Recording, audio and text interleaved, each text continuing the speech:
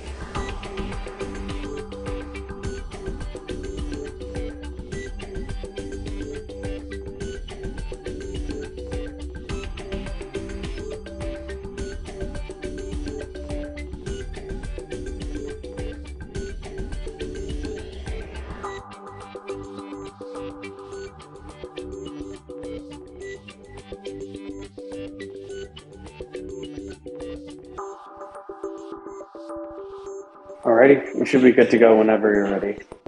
Will.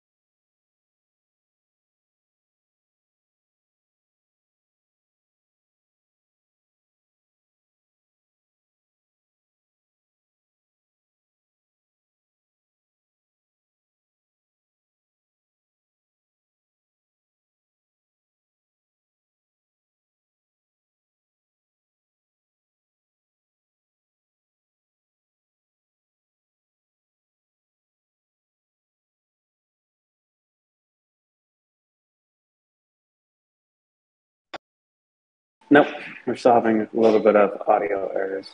You can hear me.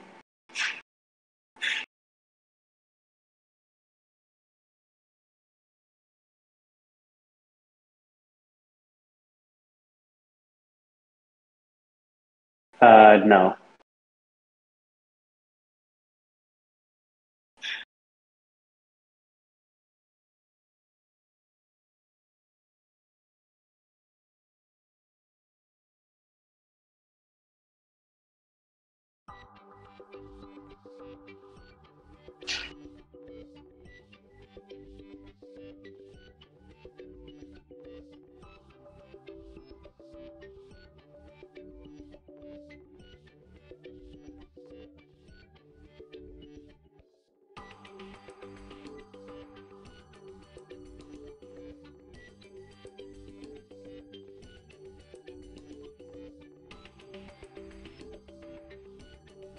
Worst case scenario, we can always just, okay, we can just join the Google Meet and then I can basically just stream that and then you can show from there.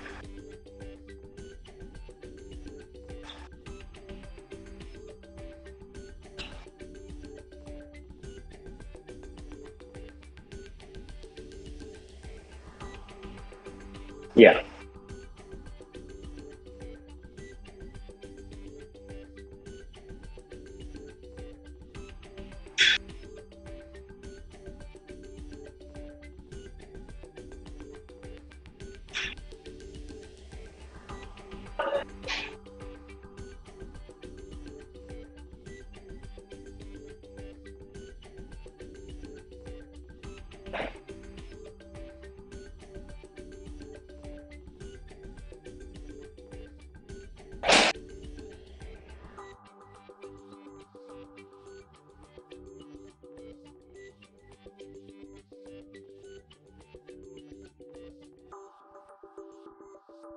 Hello.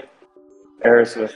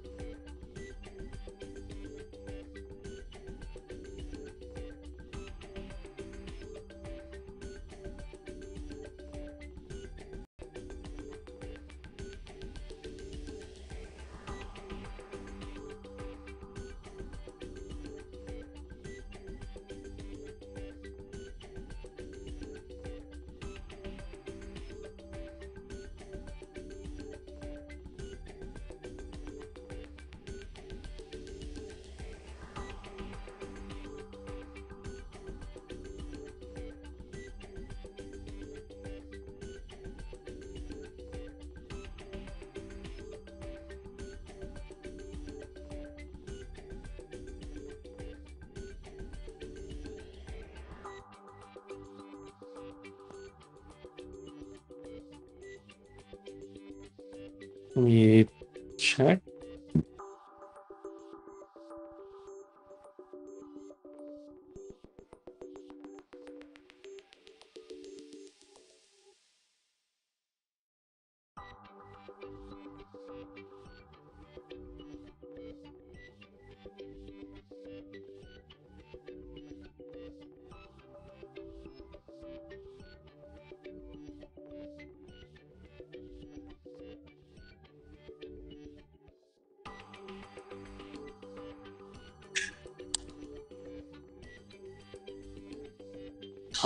You cannot hear the Google Meet. Okay.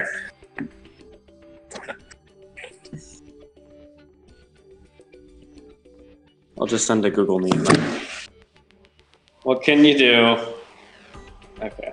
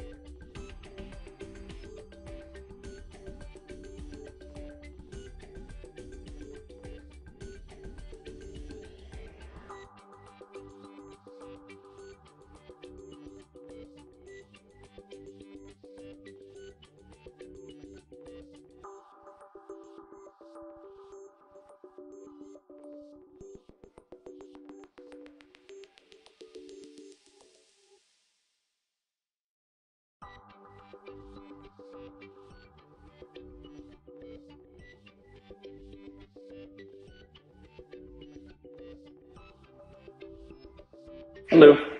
So everyone in here, if you could just join via the link in the chat.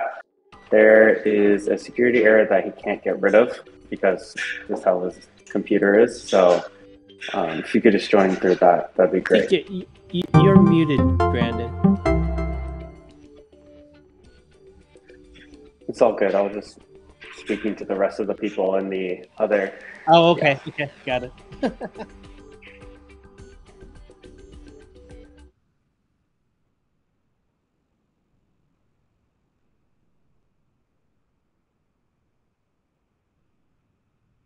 We just moved to a Google Meet, so please join via that link. You can't show a screen because of some security error, so that'd be great if you could do that.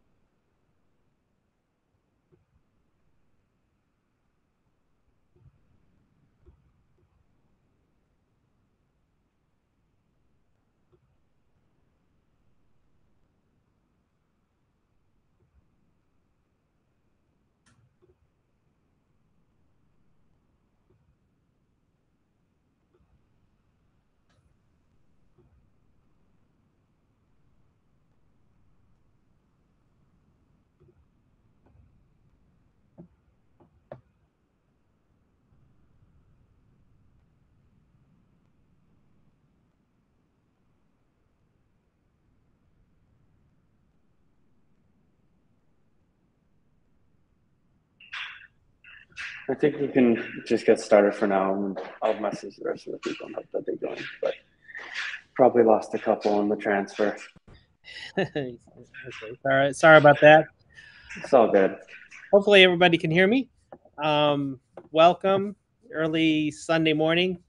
Yeah, the Discord, when I took and opened up the audio or video connection, it was causing a red flag on my AV subsystem, so I can't open it. Otherwise, it looks as if Discord causes a security breach on my system. So apologize for that, but poignant to the conversation. I'm William Brown, by the way. By day, I'm a senior VP of operations and a CISO at a consumer electronics company. By weekends, I'm a part of Red Team at one of the large mobile companies. It keeps me rather busy. I do a lot of engagement with the industry as well as students about what does it look like from the other side, because I deal with cybersecurity issues every day, unfortunately. Things are getting better, I would say, in the last year. We went through a period of time in 2020 where we're dealing with a lot of people work from home, so you're enabling VPNs and things of that. And out of that time period has come a lot of mitigation or recognition that we need mitigation for things at the edge, threats at the edge. Um, what I wanted to say about today is that again, I'm a hands-on person. I won't take and answer a lot of questions about how to. I do that work with the red team quite a bit. There's a red team and a blue team. Red team is active, which means that when the knock here in Irvine takes and senses an issue going on, they send it to the red team for investigation as it's live, active. The blue team follows up saying, how the heck did they do that? And because this mobile company takes care of a number of financial systems and actually carries stuff for the financial markets and everything, it's quite an interesting job.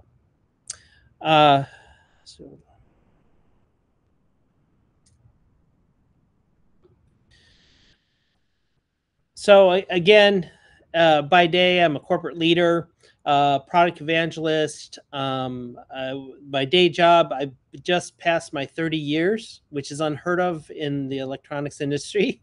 I've had just about every position from president, CEO, CTO. Like right now, I'm senior VP of operations, which I think I enjoy the most. We are a North American entity, so we're both US and Canada, and soon to be adding Mexico, Latin America, and South America to our operations. So it gives me a very wide thing to do on a daily basis. The after hours, I do, like I said, I'm red team on the weekends or holidays. I do physical security services. And what I mean by that is, at when it's the Grammys or Oscars times or whatnot, I'm located in Southern California. And I know a lot of ex-military people because of my jobs in the past. And I basically hire them to do transport for people. So it's physical security. Or if people need a substitute for a entertainment venue for security, people will call me and rent out services. As a government contractor, I do a lot of work with the government. It used to be with mostly Homeland Security. Now it is IRS. I've become an expert in connecting mobile phone location data and video. So I use quite a vast material of code that I've written myself and computers in the cloud to crank data.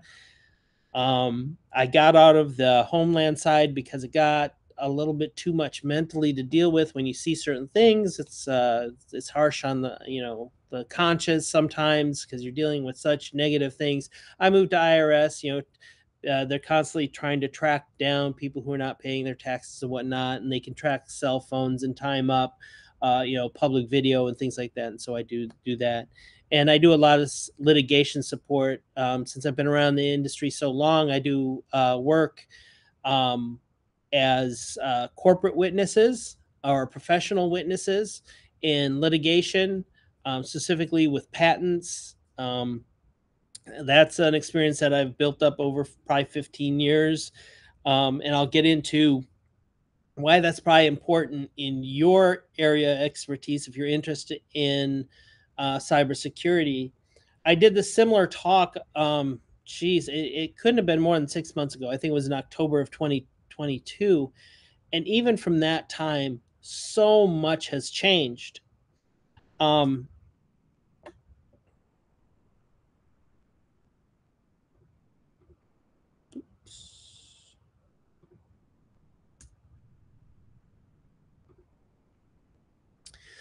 um, you're all probably in university or studying some kind of cybersecurity, or you're a programmer, a dev, or interested in becoming one.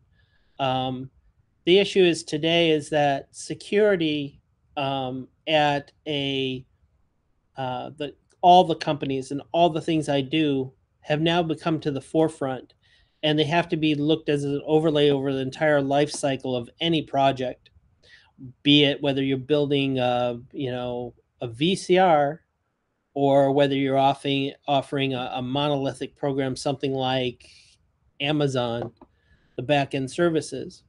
So, um, you know, when I talk to the industry, we look at it in four different columns or four different areas. And as a person looking at cybersecurity, you could say that it's kind of like your specialization. When we look at areas of security, you have your physical, which I mentioned, that's a security guard. There's offensive, where you have to actually, what I do on the red team is we're active. We go out as they're hacking and try to figure out how they're doing it, and stop and throw mitigations procedures in place to try to mitigate the issues. Defensive is things like firewall, antivirus, IDSs, proper analysis of log and using Logstash and that on a network. And now in when it comes to offensive and defensive, there's this I guess area of expertise called DevSecOps, or some portions of DevOps. Now that hybrid cloud is so popular, the final thing is what I do with the government, and that's forensics. Um, just because of my long history and long expertise, forensic is basically when somebody gets broken into, an insurance company needs to pay out on a cybersecurity claim, or in some cases they want to find out the bottom of it, right? They have to go to a forensics expert. And so I have my own company to do so, with a lot of very, very smart people. I would say much smarter than me, that can go into a situation and collect data to figure out how did they break X. Um, we're involved with several very popular cases that you've seen in the news, including ATM break-ins, some crypto break-ins. We're constantly being asked to take a look at a validation of programs or where the weaknesses are. We try to stay out of that, because it always becomes a he said, she said, which is frequently happens in cybersecurity. We'll get into that in a few minutes. But forensics, I find, is the most challenging. I think it's the most fun, because you're going in and trying to figure out how they did it.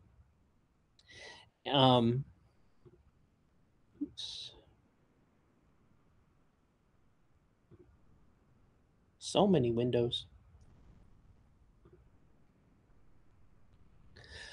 So, from your perspective, probably the number one question is, what does it need to get into this field?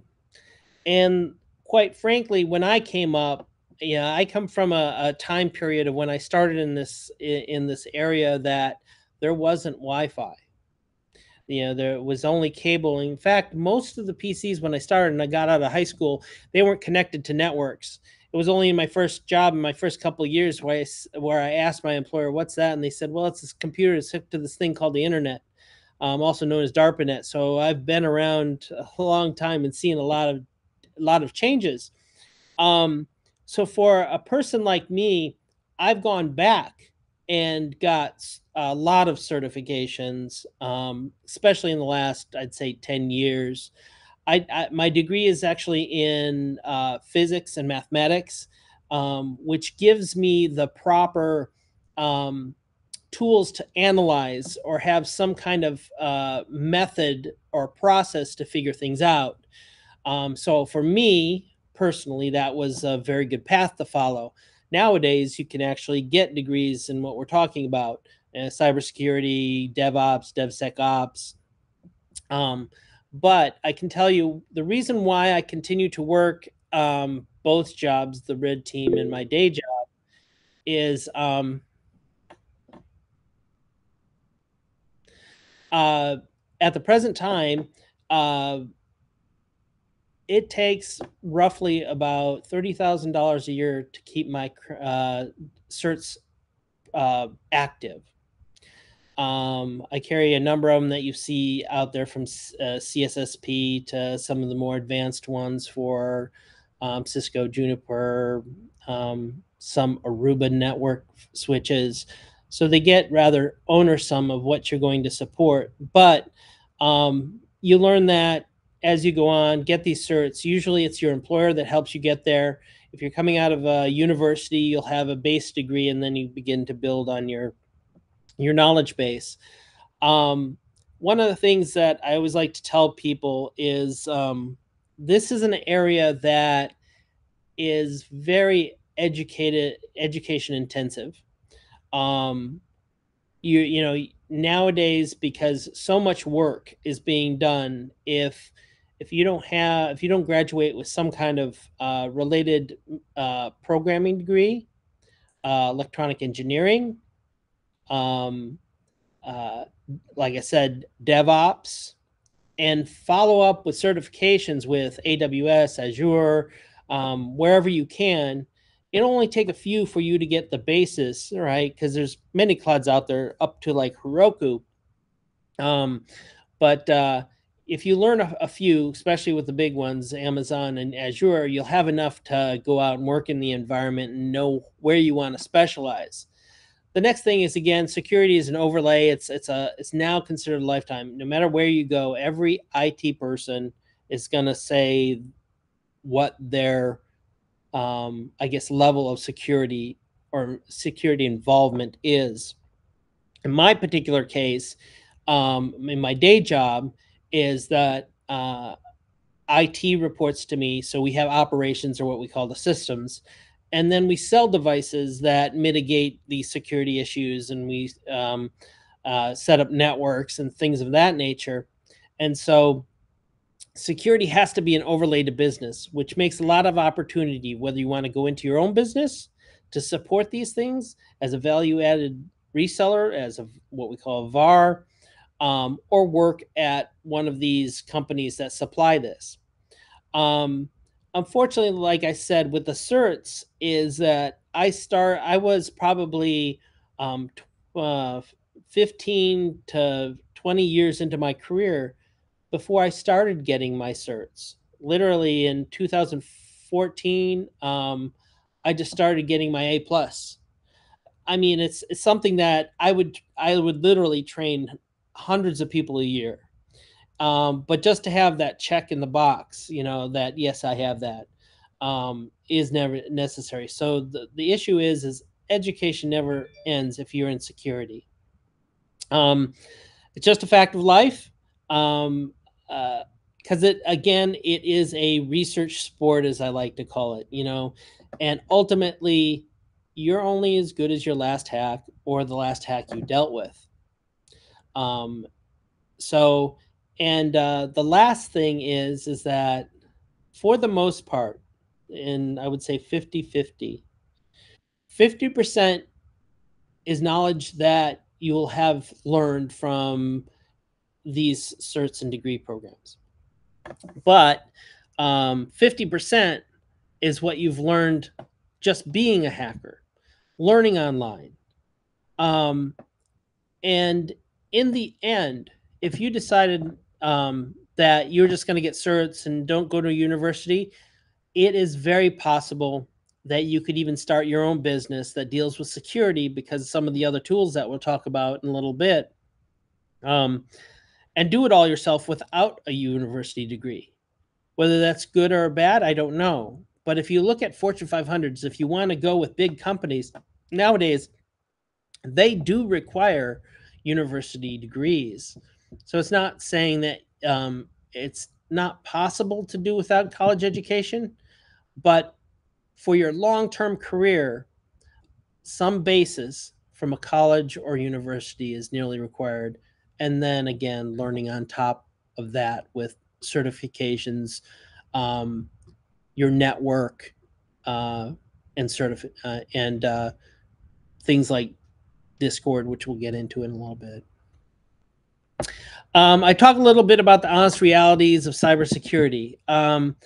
You know, I think it is less of a lonely sport than dev is, because because dev is a creative side of it, whereas usually cybersecurity is a team.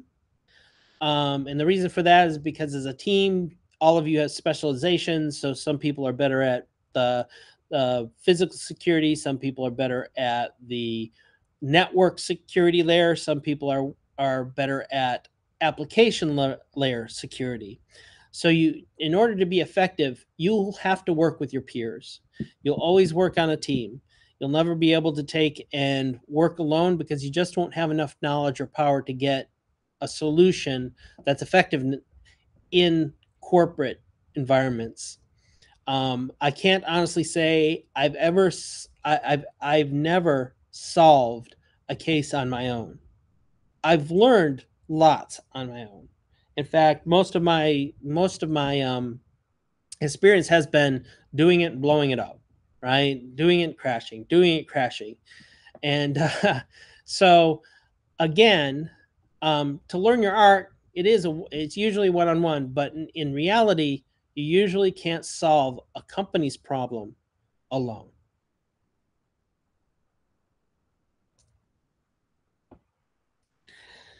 So the other thing that you have to get used to, and probably this is a personal thing to me, is that you're only as good as your last hack.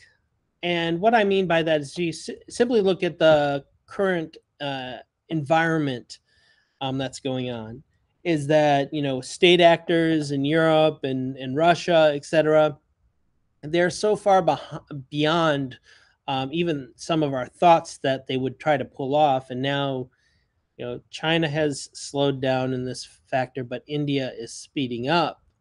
And we're talking about active when it comes to I would say the black side or the dark side of hacking, right? Looking for spy material and things of that nature.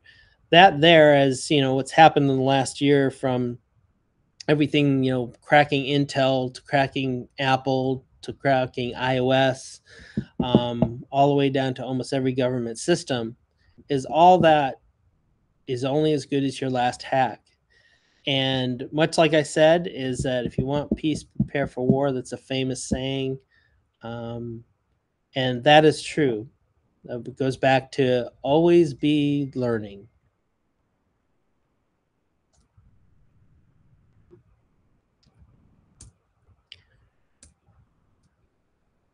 So I wanted to talk a little bit about some recommendations on the tools I use, and some recommendations if you were to take and kind of gauge where you're at. I think with Brandon has told me most of you are pursuing some kind of education or already are working in the field. One of the things is that as a security person, you're going to always have to now begin to think like a DevOps. So DevOps is something that has become popular since about 2016. And so nowadays, as you should be aware, is that a lot of companies don't have servers on site. They don't really have data on site. They warehouse it elsewhere in the cloud. So you have these all these companies using hybrid cloud networks. And so DevOps is responsible for taking an application and deploying it compatible with whatever the site is. Just a minute. Now, so that part actually takes in place of security, access, credentials, the type of machines that have to be supported, the virtual machines, if you will, where it will be coming. Is it duplicable clouds? Automatic backups. Is it VM? I guess imaging. Do you have VMs, hot spares? That's all DevOps. That's not a network engineer. A network engineer usually touches and feels a piece of hardware, and a dev actually builds the code that runs. The DevOps works right in between, and he gets it all to work to the end users. So, half of, I want to say that in working with Meta recently, they have approximately 7,200 DevOps, because every little piece of their software, which is based on React, is being managed by a DevOps across the globe. And when you're doing global operations, you have to also be cognizant of time, language, and even culture to even describe what's going on, because some people don't, some cultures don't think the way we do, and you have to find ways to explain these complex situations, like how you handle passwords correctly. The next thing is that if you're not today familiar with any kind of virtualization, I would say immediately sign up for a free tier of AWS or Azure. Virtualization basically allows you to have a PC elsewhere, a remote instance, as we would say. For example, today, I do a lot of programming, but literally the laptop that I'm talking to you on is just a window to the world. When I have to do linking localization data to a video, I use a vast array to crank all that. Those are government actual virtualized computers, and from here at my home, I can take and queue up literally 5 to 10,000 CPUs at once to crank through the data. And this is what Amazon Web Services is. This is what Azure is. They operate very differently. AWS is probably more cost effective and is really based in the Unix System 5 or Linux area, whereas Azure is very friendly to Microsoft. And so when you need Microsoft servers, it is actually better to work with Azure, in my opinion, because then you can use Active Directory, you can enforce security easier, or at least report how your security is using. Now, in a daily basis, in my day job, I actually have a company that doesn't want any servers on site. In fact, it's prohibited. A little bit is because we're in California and we have to have certain disaster recovery insurance. And so having data stored on site, plus all the privacy rules that we see that are constantly changing around the world, we have to actually store the data outside our facility on AWS and Azure, and we have everything cross-connected in like a triangle, if you will.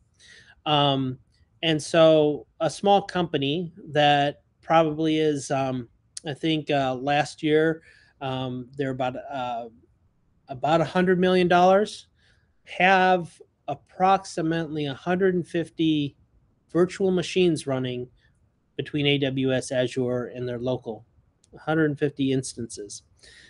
So how do you manage those kind of things? And how do you manage security over that? Everything from the end users that may use their laptop at a Starbucks and have issues, all the way down to what if a server takes and decides not to talk to your Active Directory? We deal with this every day.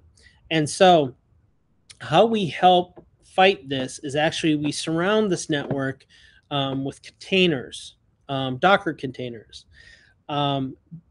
Virtualization and containerization, from your point of view, is the same thing. How it's actually implemented is very different. Virtualization is mostly like VMware. That's the most popular brand of virtualization. That takes a PC and an entire operating system, whether it be Linux, Mac OS, Windows, and puts it in one virtual machine, and the main host can run individual virtual machines. So we have one system running probably 20 virtual machines, because one machine is each maybe 10 of the machines are web servers, for example. So and that's all those little machines do on this big hardware host computer. The issue with having VMs or true virtualization is that every VM is separate in terms of an operating system license. Every virtual machine is on its own. It runs completely independent of the others, from a security point of view, from a licensing point of view, from a profile point of view, from an AD point of view, Active Directory. And so virtualization can be very harsh on the host PC. It means that the host PC has to have so much memory, so much CPU. So, if it has a quad core or an 8-core Xeon, it can have 8 virtual PCs, but it's not going to get any more. So as virtualization in the early days became popular, and now it's everywhere, that's what AWS and Azure are, they're virtualized machines, is that this containerization basically said, well, on the host PC, what if we agree all the VMs are running Linux or running Windows? You could actually take and use the same base subsystem. So you install on the host system a Linux and you containerize all the little bits that are special about that individual host that you need. For example, my base container is Linux, and then I need a web server. It's going to run on that Linux. So I load up all the necessary stubs I need. Everything from storage to a web server to a firewall to stateful logging. And so that's compartmentalized. So containerization is much more efficient because it's based on the same host system. It's based on the same operating system base. And it's just basically almost like running applications on your local PCs today. But instead, you're setting up containers that are running the individual configurations that you need. Everything from literally you have a firewall container, you have a DNS container, you have a website container. You actually can make all these little micro machines on one individual host. And I have a host that currently is running 180 containers because there's all these little things that I find useful, for a web server grid that needs to do active like web scraping versus hosting versus do they need to talk together? Are they only talking to one storage area network for all their data? What are they reporting? Did these websites sell product? All that kind of stuff is that you can use these little containers on one machine to do all the work individually, like small gears. The issue with containers is getting them all to talk to one another, and that becomes a part of DevOps, that becomes a part of DevSecOps. And how, if you have a container on a machine that's supplying DNS to all the other little containers on the machine, and then you want to have containers on the cloud, or maybe at another facility that's in Europe, that's DevSecOps, where you're getting all that stuff to work with one another. The reason why I talk about all this is beyond Azure and AWS, if you're not using that, you should look into it immediately. The next thing is Docker. Docker is kind of a legacy now. It's kind of being mitigated by some other popular containerization. Is that container? That's your main containerization. It's public. You can download it from almost any popular operating system. I totally recommend you to do it. Now, see what I use it for on my local machine is I have a Python container. I have a React container. I have a container for Kali Linux, so I can just fire up those Docker containers and have a complete system in there, and it doesn't affect really my base system. It doesn't affect the performance. Whereas if I loaded them at VM, it's subtracting from my base system. Most virtual or VMware machines, that's all they do. You can't use them as a personal computer typically. Because it blocks out memory, CPU, storage just for that VM. Whereas containerization can share if you build containers that allow you to share. The next thing is that if you're not familiar with Git, I would highly recommend looking at it, looking into a class. There's a lot of free ones online. Git allows you to store your documents. It's mostly used for dev, but I use it for all sorts of tracking and logs where I can store it in Git and keep an automatic history. So I can update a doc and it keeps the history and it can tell me what the changes are. So when you're actually doing dev work or you're working on a document, you continue to save it to Git and you can go back. It's kind of like the ultimate unsave.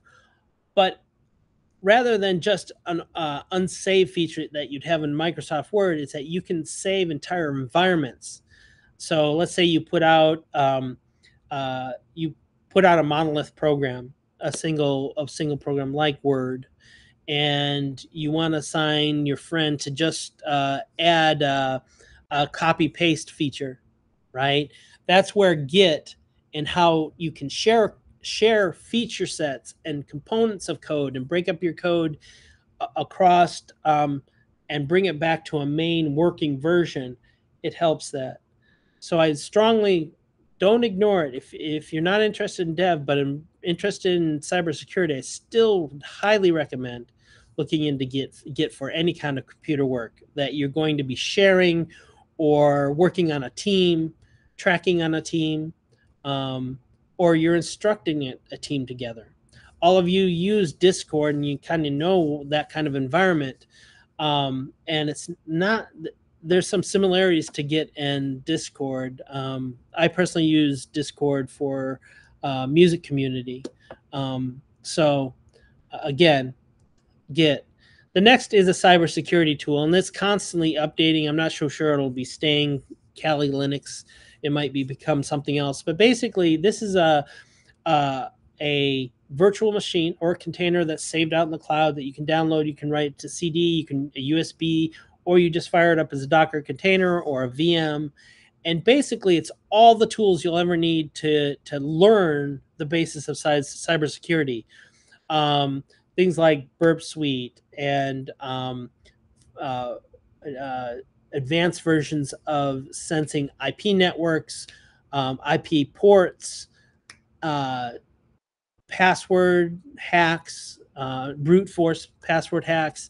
That's all built into this Kali Linux, including white box testing. And white box testing basically is this black box and white box. You obviously know white box. You can actually give it the source code, and it looks through the source code for weaknesses. It could possibly be that you used an open source library, and it can tell you and help you update and things of that nature. So it even has a white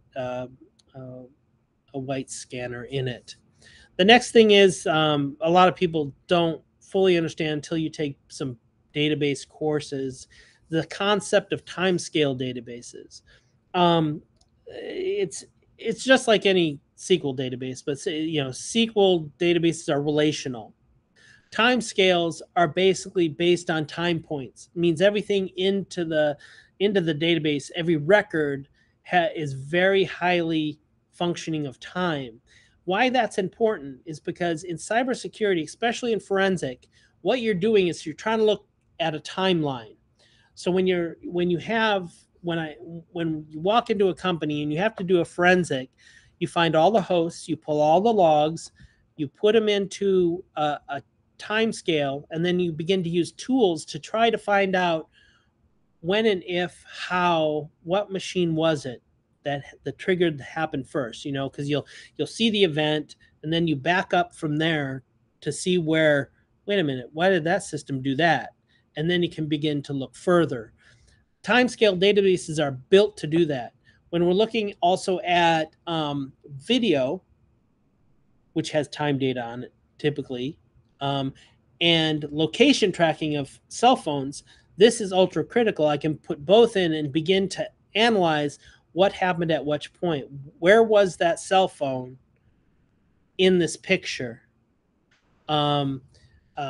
Before I worked with IRS, I did a lot of work with Homeland when we had some of the riots in 2020, and they used that kind of thing to yes, you were at this demonstration. Oh, you're that person that threw the rock through the window.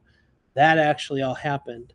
Things like the January 6th on the Capitol, all that was a part of Homeland and doing that kind of work. Like I said, it's with cybersecurity, sometimes you're working on things that are mentally tough, and but there are plenty areas where it's not so critical. If you don't want to work in that, there's plenty of nonprofits. There's millions of enterprises that need your help. The final thing is, and this is an update from last time I talked, is this involvement with Chat GPT. It's just about everywhere. All I can say about that is the Chat GPT is only as good as the questions that you ask it. And where I think that there is lots of opportunity are the question makers. And so my red team, a lot of things like if you have a timescale database and then you can begin to ask things like OpenAI, did this happen? Can if these 5 things happened, what happened? That's where the current status of AI is. It only can deal with as much as it knows. Generative AI is still a ways out there. Generative AI is how our brains work. It's more thinking, whereas a lot of what ChatGPT is based on, the pool of data it has, and its AI part is how it seeks its data. So when you ask it the question. So what I mean by this is one thing that I'll challenge everybody with to take a look at how powerful Chat GPT can be is not just asking, simple questions, is that you can ask it questions like, acting as a senior network engineer that works at Cisco, can you explain to me how I could hack a Cisco ASA 5600 to an audience that is in high school? See what I mean about the question? It's very different. I asked that question and it can tell me. I took I work with a number of companies right now consulting, and they're developing their process. They have processes, but they need to take and document them to share them with their insurance companies or share them for legal purposes and things of that nature, because they'll go public and things of that like that. And I literally took some of the processes, which are ABCD. I asked GPT, okay, hey, I have this process. Can you create a data model of it? Can you create a MySQL uh, uh, can you create a MySQL database and tables with the correct relationships from that data model? Now, can you put it into a state diagram, a flow state diagram, and literally it can do this after writing the scripts to ask it these questions. It took a 100-step process and gave me a state flow diagram in 42 seconds. The world has changed. And that reflects back on cybersecurity. You're probably one of the last generations that will come out of the universities that won't be directly affected, because AI is directly pointed at cybersecurity. You're dealing with so many data points. You need a way of sifting through it. And that's where the heavy lifting of AI will make a difference. So if you're talking about, like I said, I have this one local $100 million company that has hundreds of VMs. If they came to me and say somebody broke in, I need a way of analyzing 150 VMs to figure out what the heck happened. That can't be done usually by a person. It can't be done with Kali Linux, no matter how many containers or virtual machines you can put up. You will have to go to AI to begin to sift through these things and ask it questions, either by dev language or by literally English language, and get answers. Nowadays, even on the dev side, I wouldn't even think of putting it. I would build a website all in English. I am an American, and you'd literally have to spend tens of thousands of dollars to get it translated into whatever region that you want to go to. Now AI can actually do that for you properly, asking those questions. acting as an adult male, because you know that's your audience from all the data research of who will buy your product. I want to talk to people who are mechanics and plumbers that are in Orange County, in Irvine, that are in this zip code. It will literally take and pull all that. The world's changing. It'll open up opportunities because of it, and it'll also take and shut down other things that we'd normally do every day. Goes back to learning, continued learning. We're coming down to a timeline here. I'll try to go quickly through the next few slides. I can't stress enough. One of the things that helped me, if I had to tell everybody, is as you're doing all your classwork in your area of expertise or what you're interested in, also look at pre-law classes. Because as a security person, you're dealing with liability. Liability actually usually comes in terms of talking to attorneys. And if you had one advantage of knowing the terminologies that they talk, what is a deposition, who's a defendant, what's a professional witness, and what they do, that will change your career. If I would do it all over again, when I graduated in the 90s, I would have also got an additional degree in law. I would have never taken the bar, but I certainly would have had those classes. It has helped me tremendously, and you really can't be a part of the C-level right now without having some kind of law. Another realization is that your Saturday nights and holidays are your busiest times. I always joke about it, and the people that are involved in my life never understand that Christmas Eve is the #1 hacking time of the year. So it can get lonely sometimes at work.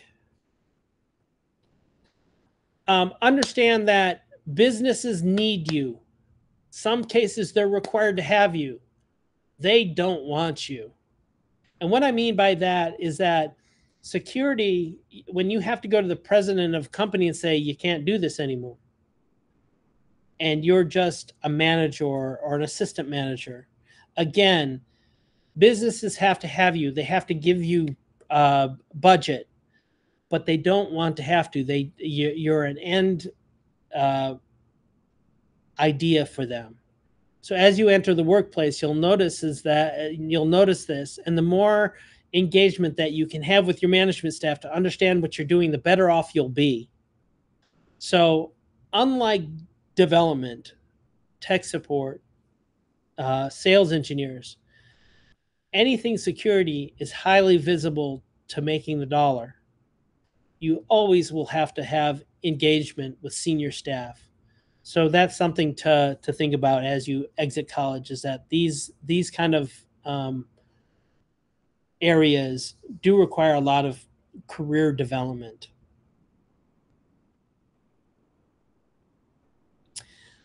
Suspect everything and everyone when you're going into an event. I can tell you more than 60% of the forensics that I do are internal employees or ex-employees that just got laid off. Personal convictions. And this is why I said I work for the IRS now, because I didn't want to see video of people getting hurt. I don't think it's healthy. If honestly, the #1 place to learn cybersecurity is in the government. It is in the military. But a lot of us, and me included, are not built for that. But there are many areas in private industry very lucrative in your own as an own individual owning a company. Everything from marketing to sales to management to operations all need us. So that's the advantage, is that if the job isn't for you, if it comes into somewhere where you're like, okay, you'll find another job. Don't ever stay where things will you have to question ethics and morality. Just don't do it. Move on. Don't keep customers that do that as well. If a boss comes to you and say, hey, I need you to spy on an email, you would need another job. That goes in the last thing here, is that always do the right thing, is that the first week I was on the job 30 years ago, I talked to the head of what now is called PC Mag. He ran the lab down in Florida. His name was Frank Derfler. And I came in to help him set up, I think it was a USB something. And he looked at me. He's like, "Oh, you're new at the company." I'm like, "Yep." And he's like, "You know who I am?" I'm like, "I only know you as a kid in high school reading your articles." He says, "I can tell you, you know what the number one thing is in business?" And, I guess probably, trying to live up to him, I guess 10 things. And he goes, "Nope." And the number one thing he says is don't F up. And what I mean by that is you have to do the right thing in these cases that don't personally affect you. It goes back to ethics is never do something that you're not comfortable with, because this is a libel-based career. Things will come. There are investigations. People have money on the lines. You can imagine doing cybersecurity for the MGM properties, how critical that could be. And at any moment, somebody could slip and fall in the bathroom, and you have to take and produce video, and they ask you, did you do it? So I think that's it for me. I'll take and stop sharing now.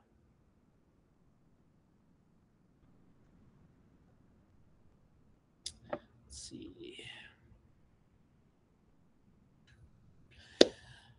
I think any of you could come off mute if you have any questions, and/or I've left my email on the every slide if you want to grab it. Any questions, complaints, I can feedback? also send the email into the Discord afterwards. So, and you have my LinkedIn as well. Yeah, we'll send that. Well, I hope this was some worthwhile advice. I work this every day. If you have questions or get stuck, I usually know people who can help. That's it for me. Alrighty. Thank you very much. I really appreciate it. Nope. Again, we recorded it and we'll be posting it on YouTube for everyone else who missed it to see. I'm sorry I just had to end up with just a couple of people. No, it's just difficult because most people want to just join via Discord, and it's easy that way. But yeah, maybe next time we can do that. Like I said, Discord and Twitch is a very interesting platform. I love them. So that's interesting. I didn't think that it would cause a security error like that in your system. Yeah, I'll now have to go back and forensic why that happened. But yeah, it's sensing that something is too open. That's all. That's kind of worrying. Well, Mac today, especially with the latest update last week, does a lot of crazy things now to lock things down. So it's not surprising to me. Sounds good. Thank you very much, though. Thank you. Have a good day.